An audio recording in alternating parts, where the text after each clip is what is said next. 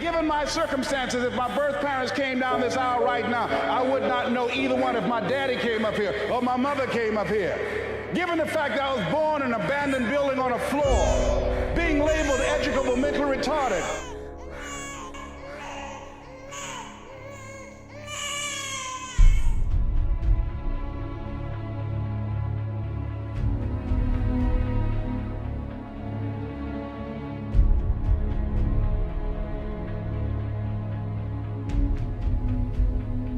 She said, no one could have convinced me that day when I walked in that house and this lady was holding you and your brother. And she said, ma'am, I want you to promise me two things. And she said, what is it? She says, one, promise me that you won't separate them. She said, I want them raised together. I want them to know each other. I got pregnant while my husband was away in the war and I can't keep them. Promise me that you won't separate them. She said, I promise I won't. I've never had children. I promise I won't separate them. And she said, promise me that you'll never tell them about who I am, because if my husband ever found out, he would kill me. She said, I promise. And she said that she gave them to us, and she kind of cried, and she was walking out the door, and she looked at my adopted mother. She said, remember, don't you separate them.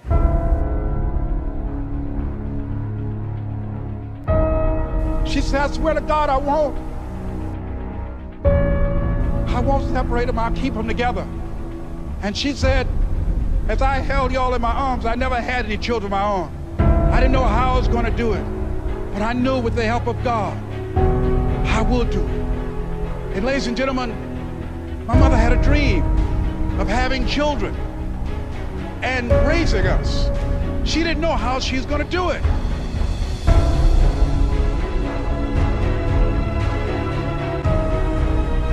See, when I was in the 5th grade, I was identified as EMR, labeled educable, mentally retarded.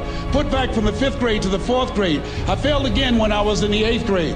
I have no college training. And a man changed my life, and I'll never forget his name, Mr. Leroy Washington. He's in his 80s now, and he's blind from glaucoma, but he gave me a different vision of myself. I was in his class waiting on another student. He came in and said, young man, go to the board and work this problem out for me. I said, oh, sir, I can't do that. I said, why not? I said, I'm not one of your students. He said, look at me. Yes, sir. Go to the board and work the problem out anyhow. I said, sir, I can't do that. He said, why?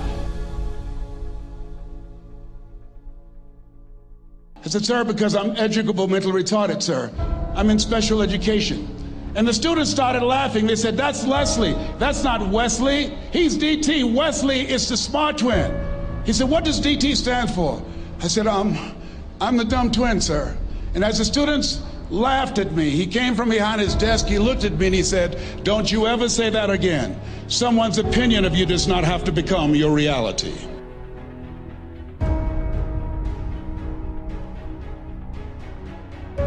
On one hand, I was humiliated, but on the other hand, I was liberated, because he looked at me with the eyes of Goethe, who said, look at a man the way that he is, he only becomes worse. But look at him as if he were what he could be, then he becomes what he should be. And so we developed a relationship. And one of the things that I can just tell you as you think about your goals and dreams, all of us can say in a spirit of integrity that it's possible. That if anybody at any point in time lived their dream, then it's possible that I can live mine. And what I did was, I made a mistake. I looked at my goals and dreams, and my mind said, how will you do that? I went from my heart to my mind, and I stayed up there for 14 years. 14 years. I can't bring those 14 years back. Those years are gone. And I've made a mission in my life to help people to stop putting it off and procrastinating.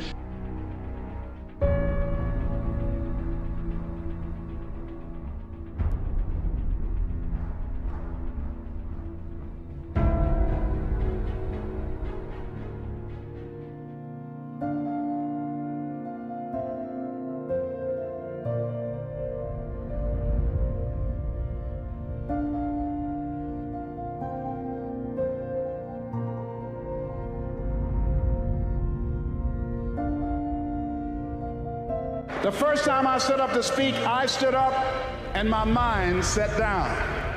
I looked at the audience and I panicked. I had to introduce a play at school. We're about to start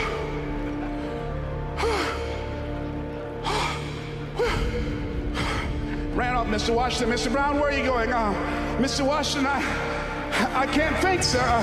I don't know. Did you rehearse? Yes, sir, I did. Well, what's wrong? Why did you say your lines? I don't know, sir. I got up there and I looked at him and everything left me. Let me do it another day, please, sir. No, go back out there, Mr. Brown. Mr. Washington, I'll mess up, please, sir. Don't send me out there now. I'll mess up. Mr. Brown, if you run now, you will always be running. Anything that's worth doing is worth doing badly until you get it right. Why are you moving like that? I got to go to the bathroom, sir. Mr. Brown, go back out there.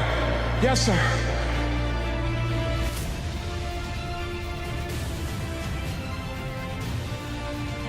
We're about to start a play called 12 Angry Men, directed by Mr. Leroy Washington. And I ran off. The next day, hey, Alfalfa! They dogged me out. They talked about me so bad. The next time another event came up, Mr. Washington, Mr. Brown, you're up. I said, no, Mr. Washington. Everybody says, no, not him. I said, they're right, Mr. Washington, not me. He said, Mr. Brown, you're up. Yes, sir. And I went out, and pretty soon, when people laughed at me, it didn't bother me. They would throw paper, and I could catch it without losing my concentration. And then one day, I came out, and a hush went across the audience, because it must have been something about me that indicated that I had come to myself. And Mr. Washington had been practicing with me to give a presentation. And I looked at the audience and I said, I choose not to be a common man. It's my right to be uncommon if I can. I seek opportunity, not security. I do not wish to be a kept citizen, humbled and dull by having the state look after me. I want to take the calculated risk, to dream and to build, to fail and to succeed. I refuse to live from hand to mouth. I prefer the challenges of life to the guaranteed existence, the thrill of fulfillment to the stale calm of utopia. I will never cower before any master, nor bend to any threat. It's my heritage to stand erect, proud and unafraid, to face the world boldly and say, this I have done.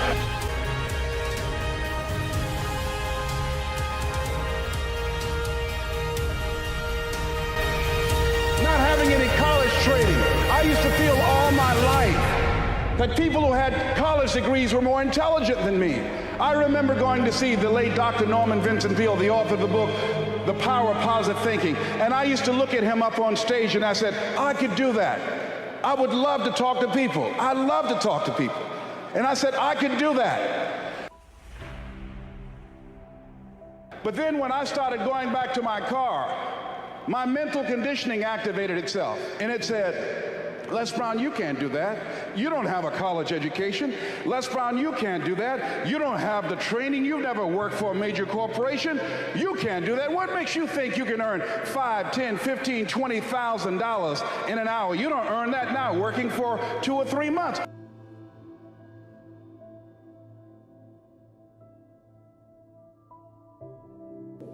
I had to retrain my thinking because of what I saw. Studies indicating that the decisions we make in life is directly related to the things that we saw, the things that we experienced, the conversations we've been exposed to between age 0 and 5.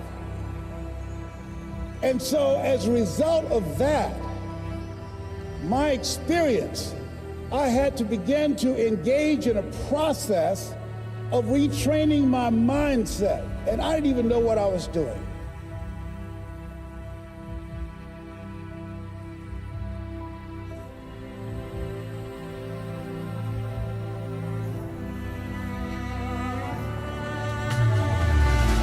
It's very important for you to believe that you are the one to make this happen. I remember this high school teacher, Mr. Leroy Washington, at the end of school one June, it was just a few days before we were supposed to leave, and I just got my report card, and it indicated that I'd failed history.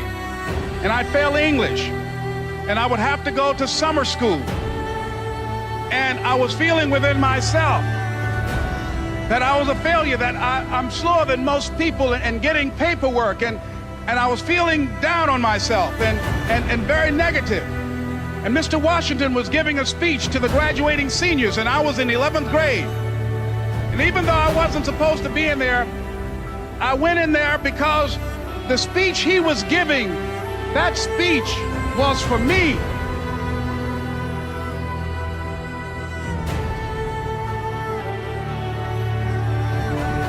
And as he talked, my heart began to beat fast. Tears began to run by my eyes, and I was in the back just listening to him. He said, as graduating seniors of Booker T. Washington High School, I want you to know that you're blessed and highly favored, and that as you go toward the future, begin to know that you have greatness within you. And if just one of you here begin to envision yourselves as being blessed and highly favored to reach your goals, if just one of you capture the essence of what that means, that you have greatness within you and a responsibility to manifest that greatness, that you can make your parents proud, you can make your school proud, you can touch millions of people's lives, and the world will never be the same again because you came this way. And the students gave him a rousing standing ovation. And as he left the auditorium, I ran down the steps and I caught him in the parking lot. I said, Mr. Washington? He said, yes. I said, do you remember me, sir? My name is Leslie Brown. My mother, she works in the cafeteria here. I'm one of the twins, Leslie and Wesley. I said, Mr. Washington, but you know, I got these big dreams. You know, I like talking to people. I love people. I said, I want to work with people, and I got this dream of buying my mama a home. Could I do that, Mr. Washington? He said, it's possible, Mr. Brown. And as he walked away, I called him again. I said, Mr. Washington? He said, what do you want now?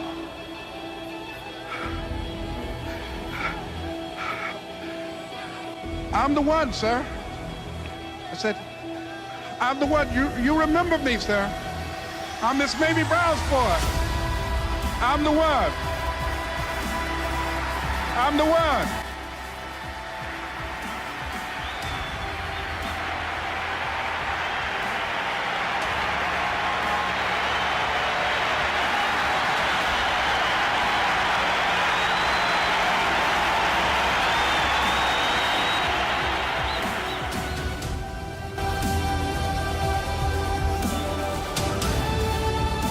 My first major goal was to buy my mother a home. And let me tell you something, ladies and gentlemen, what will reasons do, Les? Nietzsche said, if you know the why for doing, you can endure almost anyhow. What do you mean by that? If you know why you're doing something, when the hard times come, and they're going to come, when the disappointments and the rejections come, and they're going to come by the truckloads, your reasons will be your rod and staff to comfort you, to pick you up. Once again, I got a saying on one of my tapes, if life knocks you down, try and land on your back, because if you can look up, you can get up. Let your reasons get you back up.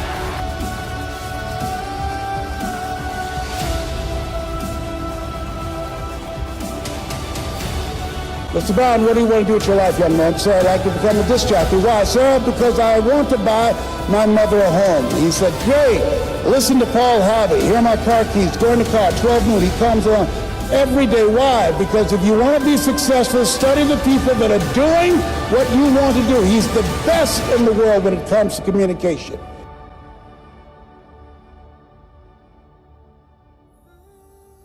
I suggest to you, as you look at what you want to achieve, look at the top achievers. Understand and know they are only an example. They are not an exception. They're an example of what you can do, because success leaves clues. Follow the system, watch the leaders, and study them. I did that. And he said, Mr. Brown, detoxify your life.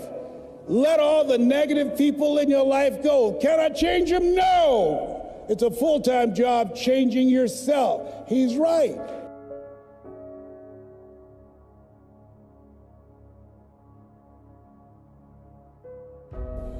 All my life, people have always compared me to my brother because I'm not smart like him. It takes me longer to get things than most people. I have to hear it again and again, but once I got it, sir. I got it. You're the only person that never called me stupid or dumb. You never called me DT, the dumb twin. You look at me like I'm somebody.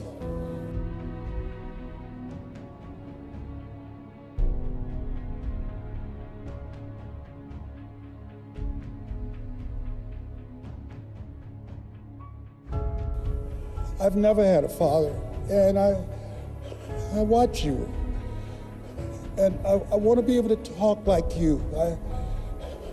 I get choked up sometimes because I can't get my thoughts out, sir.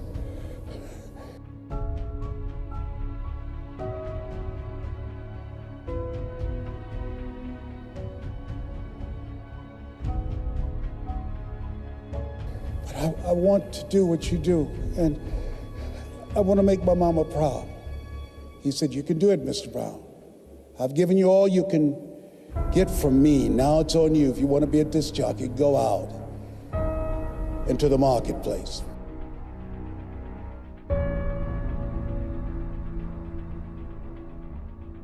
I became the errand boy for the disc jockeys. I'd go get their lunch and their dinner, and I'd stand in the control room watching them move their hands, knowing my time will come. One day, it was a Saturday afternoon, a disc jockey by the name of Rockin' Roger was drinking while he was on the air. He began to slur his words. He got so drunk he was about to fall off the chair. And I was the only one there, looking at him through the control room window. Then pretty soon the phone rang. It was the general manager, and I answered the phone. I said, "Hello?"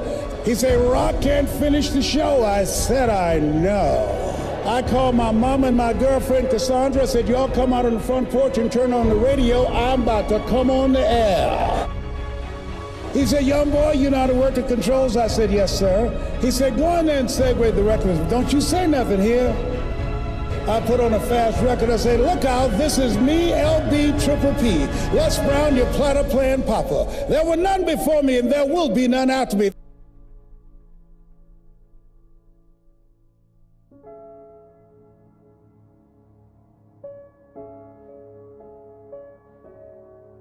I remember when I bought the home for my mother, and she came out of the car. When I opened the door, I said, "Mom, I think I know these people in this house." That was my first major goal.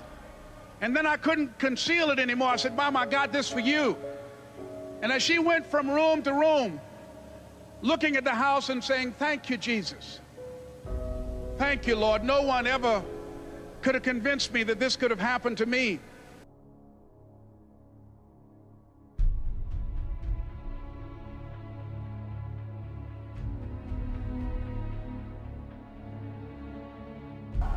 I remember when I was in broadcasting, when I was a disc jockey, I became very controversial, not only being a disc jockey, but I felt that radio was something that you not only entertain people with, but you also empower them, you educate them. And I got fired. I didn't just leave, they fired me. They took my microphone. I thought that was who I was. No, ladies and gentlemen, it wasn't. I had to do something else. And I didn't know what else I could do.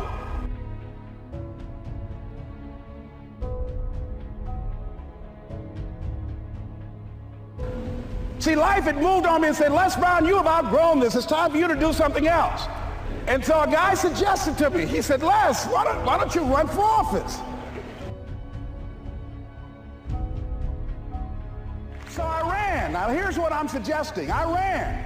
You got to do what you can where you are with what you have. I didn't have any money. I didn't know anything about the political process. I didn't even have any support. But here's what the guy told me.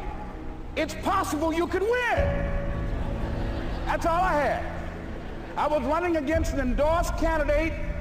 He was an incumbent. He had the newspaper support, all of the leadership in the community, and I was challenging this guy. So I had a saying when I was on radio, "Stand up for what you believe in, because you can fall for anything."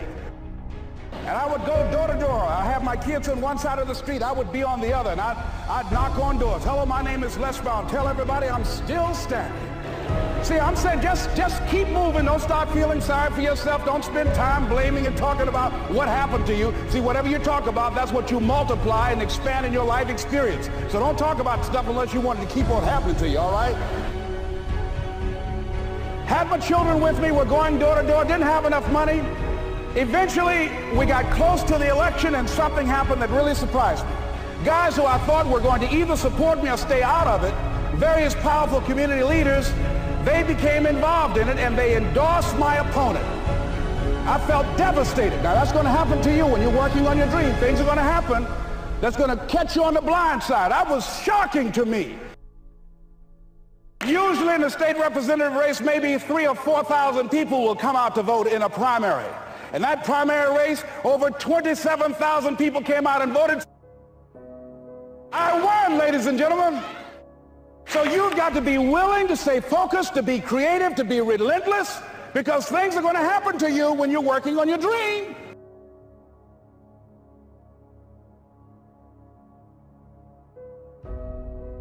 And so, but things happen in life. When you have goals and dreams, things happen.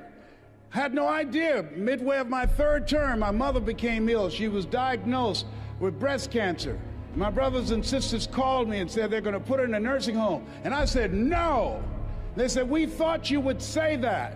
We've interviewed the best nursing homes in Dade County. I said no. So I had a problem. How can one woman raise 7 children who couldn't take care of themselves, but 7 grown people couldn't take care of one woman? I had a problem with that. So I resigned from the Ohio legislature and I came back to Miami to take care of Mama, and took care of her until '89. When I decided to become a speaker, I didn't just quit my job and just ran out and say, I'm a motivational speaker. No.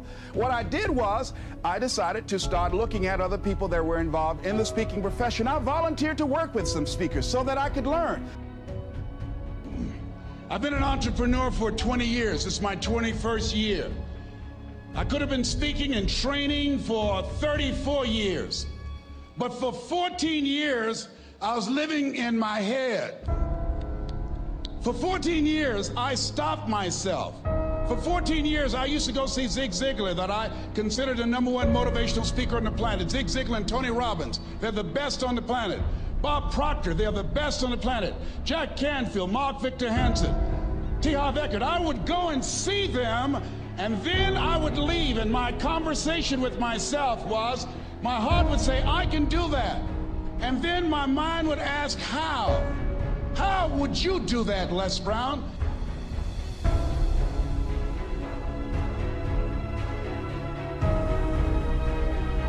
What will they listen to me for? That's the way I felt. And so I had to visualize myself speaking before them, speaking before various audiences that had more going for them than I did, and realize and appreciate my own value, and that I was a worthwhile person, even though I didn't have all going for me. I didn't have the money, I didn't have the education that they had. So part of the process is seeing yourself, being worthy.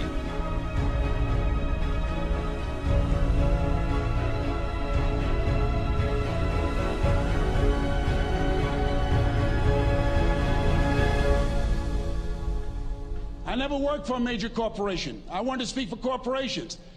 I was afraid I would be exposed because I don't have a college education. I felt inferior because of the fact that I don't have a college education. I allowed that level of fear of failure to stop me. And because I never had any experience in it, I assumed that I could not do it. I was paralyzing myself by believing and assuming the limited part of myself as opposed to believing that I had something special.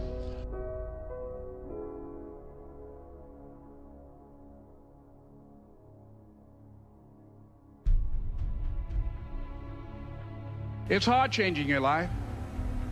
It was hard when just over 3 years ago in the Penobscot building in Detroit, Michigan, where I was operating my business, and I fell on some hard times, and I was sleeping in my office. It was hard coming into the lobby, and the security said, "Excuse me, Mr. Brown, can we see you for a moment?" And I said, "Yes," and I walked up to the counter, and he gave me an envelope. And he said, would you mind reading it here? And I opened the envelope, and the envelope was from management that said, this is an office tower. It's not a hotel. Please do not sleep in your office. And I said, excuse me, sir. I said, I just work long hours in creating my business. I'm an entrepreneur. And right now, things are bad for me. But they're not going to be this way always. And I just asked for the opportunity to continue to operate like I'm doing. I'm not trying to make this my home. And it was hard coming through the lobby. And sometimes they would laugh. There's a guy talking about becoming successful. And look at him. He's bathing in the bathroom upstairs on the 21st floor. He sleeps on the floor. Him and two other dreamers up there. Look at him. It was hard, ladies and gentlemen, coming to speak to people. And I was facing financial difficulties in my own life. I was behind on my bills and my dreams, and I'm saying to them, you can live your dream. It was hard, ladies and gentlemen. It was very difficult to pick myself up each day believing that I could do it. There were times that I doubted myself. I said, God, why is this happening to me? I'm just trying to take care of my children and my mother. I'm not trying to steal or rob from anybody. Why did this have to happen to me? It was very hard. And here's what I want to say to you. For those of you that have experienced some hardships, don't give up on your dream.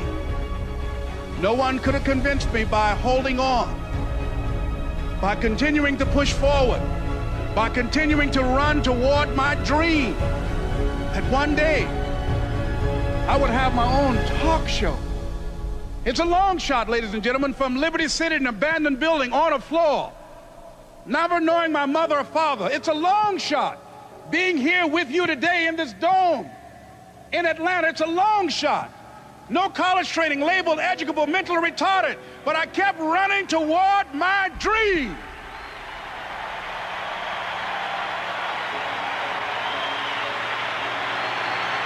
Don't stop.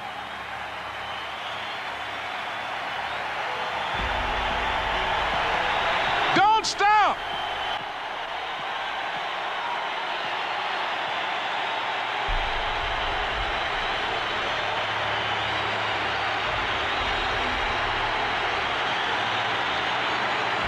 Don't stop running toward your dream.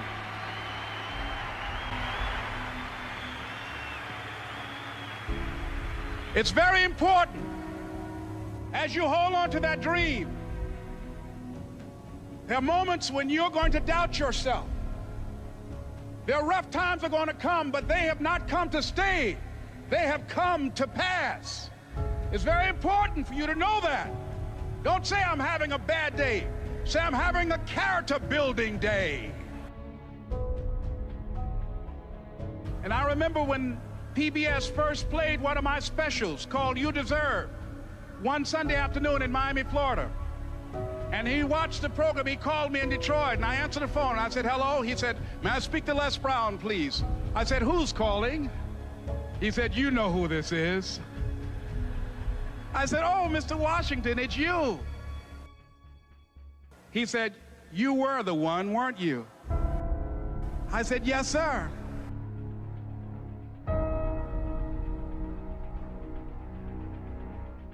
If you want a thing bad enough to go out and fight for it, to work day and night for it, to give up your time, your peace, and your sleep for it, if all that you dream and scheme is about it, and life seems useless and worthless without it, and if you gladly sweat for it and fret for it and plan for it, and lose all your terror of the opposition for it, and if you simply go after that thing that you want with all of your capacity, strength and sagacity, faith, hope, and confidence, and stern pertinacity, if neither cold poverty, famish, or gulf, sickness or pain of body and brain can keep you away from the thing that you want, if dogged and grim you besiege and beset it, with the help of God, you'll get it.